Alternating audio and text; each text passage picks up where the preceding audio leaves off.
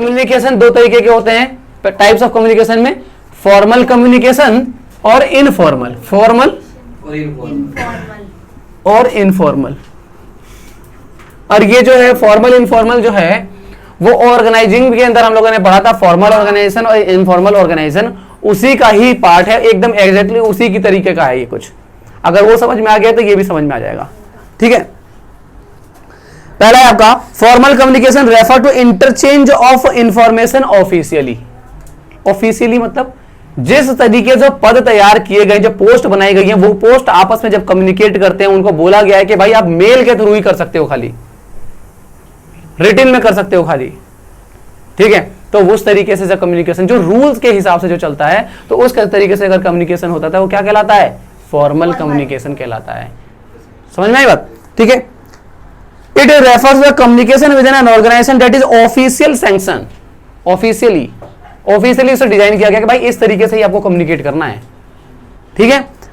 Features बात कर लेते हैं। रिटिन या तो ओरल होता है, रिटिन होता है या फिर ओरल होता है। रिटिन में हो सकता है तो आप मेल या फिर लेटर लिखोगे या एप्लीकेशन लिखोगे, और ओरल में होगा तो कॉल पे या वॉइस पे बात करोगे, ठीक है जी। फॉर्मल रिलेशन, जो आपस में कम्युनिकेशन करते हैं उनके बीच में फॉर्मल रिलेशन होता है। सबऑर्डिनेट और सुपीरियर का रिलेशन होता है, एक ऊंचे पद पे होगा, एक नीचे पद पे, या कोई दो से दो डिपार्टमेंट आपस में करेंगे, बराबरी के भी हो सकते हैं, ठीक है। तो उसमें क्या है, फॉर्मल रिलेशन होता है। प्रिस्क्राइब्ड पाथ, पहले से प्रिस्क्राइब पाथ होता है कि भाई पहले सबसे पहले ए के पास कम्युनिकेशन जाएगा, उसके बाद बी के पास कम्युनिकेशन जाएगा, उसके बाद सी के पास जाएगा। याद है ना कुछ स्केलर चेन, फिर ऑर्गेनाइजेशन याद है ना, प्रिंसिपल वाले चैप्टर में पढ़ा था कि किस तरीके से कम्युनिकेशन चलता है। तो पहले से प्रिस्क्राइब पाथ, पहले से जो जिस रास्ते से होते हुए कम्युनिकेशन जाएगा वो जो है पहले से डिजाइन किया गया है, पहले से समझाया गया सबको, ठीक है। उसके बाद है ऑर्गेनाइजेशनल मैसेज। इसके अंदर सिर्फ और सिर्फ ऑर्गेनाइजेशन के मैसेज होंगे, मतलब जो काम से रिलेटेड, जो बिजनेस से रिलेटेड जो मैसेज होंगे वो होंगे, आप चैटिंग नहीं करोगे इसके अंदर। समझ में आया बात। ऑर्गेनाइजेशन के जो मैसेज होते हैं वो मैसेज इसके अंदर ट्रांसफर किया जाता है, इंफॉर्मेशन ट्रांसफर की जाती है, ठीक है। डेलिब्रेट एफर्ट, जानबूझ करके किया जाता है। क्या है, जब आपको जरूरत पड़ेगी तभी करोगे आप, ठीक है ना। तो जानबूझ करके किया जाता है, डेलिब्रेट फंक्शन है ये, ठीक है। ठीक है जी। अगला इनफॉर्मल कम्युनिकेशन के बारे में बात कर लेते हैं। तो इनफॉर्मल के अंदर क्या होता है जी, कि it refers to the communication with in an organization that is not an officially sanction. होता तो ऑर्गेनाइजेशन के अंदर ही है ये भी, बट ऑफिशियली सैंक्शन नहीं होता है। मैं किसी दूसरे डिपार्टमेंट का था, ये किसी दूसरे डिपार्टमेंट की थी, एक जगह मिले, गुफ्तगू हुई, एक दूसरे की चुगली कर दी। समझ में आई बात। तो ये क्या कहलाएगा, आपका इनफॉर्मल कम्युनिकेशन कहलाएगा। हमारा ना तो जो पाथ था, जिस पाथ के थ्रू हम लोगों ने वो किया, कम्युनिकेट किया, ना तो वो प्रिस्क्राइब था पहले से, ना हम ऑर्गेनाइजेशन की बातें कर रहे हैं। हो सकता है ऑर्गेनाइजेशन की भी बातें कर रहे हो, ठीक है, बट पाथ डिस्क्राइब नहीं था। दूसरा, हम दोनों के बीच का जो रिलेशन था वो रिलेशन भी जो है ऑफिशियली नहीं था, ऐसी दोस्ती हो गई थी मिलते जुलते। समझ में आई बात, ठीक है। तो फीचर देखते जरा। Formation through the social relation, क्या सोशल रिलेशन के थ्रू बनता ही है।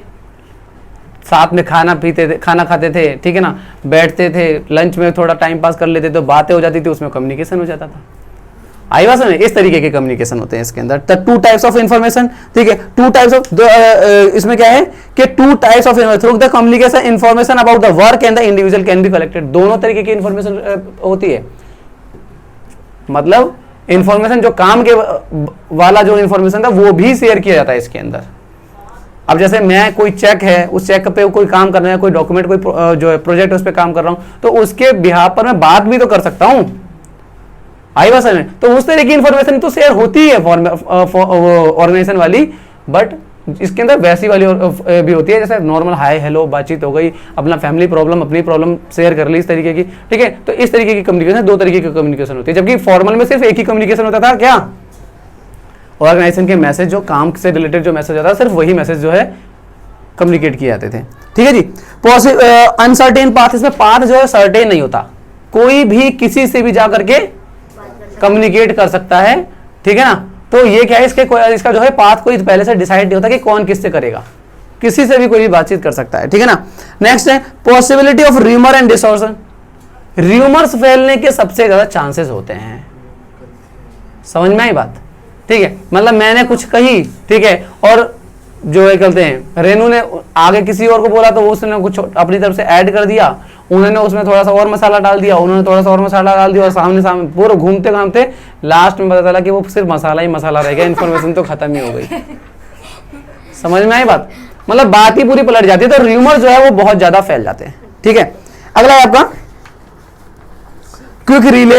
एक फायदा ये होता है कि क्विक रिले रेस देखिए तुमने, रिले रेस। रिले रेस में क्या होता है, एक बंदा भाग करके आता है, वो डंडी दूसरे को पकड़ाता है, फिर वो लेकर के दूसरा भागता है। सेम इसी तरीके से मैं कम्युनिकेशन लेकर के आया, यहाँ से मैंने रेनू को पकड़ाया, रेनू कम्युनिकेशन को लेकर भागी पल्लवी तक, पल्लवी को पकड़ाया। क्या है ये? रिले हो रहा है, क्विक रिले, मतलब बहुत तेजी से फैलती है।